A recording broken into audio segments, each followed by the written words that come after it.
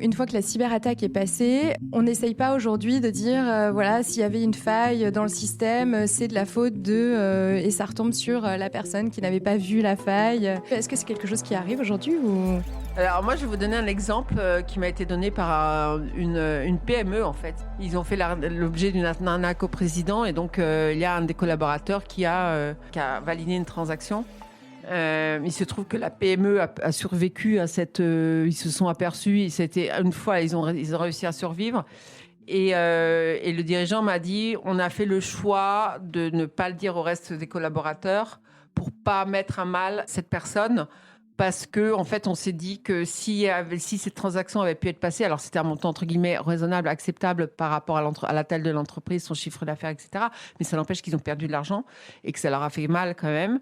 Mais ils sont partis aussi du principe que il y avait la responsabilité des dirigeants en disant mais on aurait dû mettre un contrôle des 4 yeux.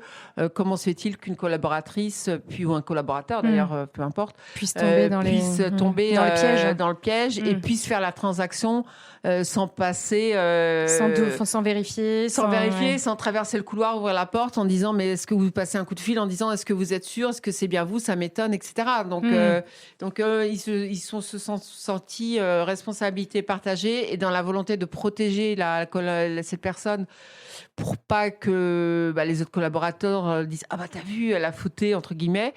Voilà, donc et je trouve que c'est une approche qui est plutôt saine. Oui, voilà. C'est une approche plutôt saine parce que je défie à qui que ce soit de dire qu'il s'est jamais fait avoir, même sur les phishing qu'on soit ou les spams qu'on soit à titre personnel, qui ne s'est jamais fait avoir, je sais pas.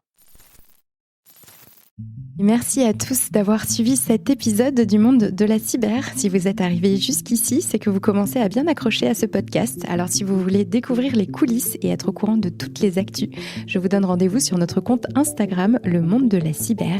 Et n'hésitez pas aussi à vous abonner au podcast et à me laisser un petit commentaire sur Spotify ou Apple Podcast. Ça m'aide beaucoup à faire grandir le projet et ça me fait super plaisir de lire tous vos petits messages.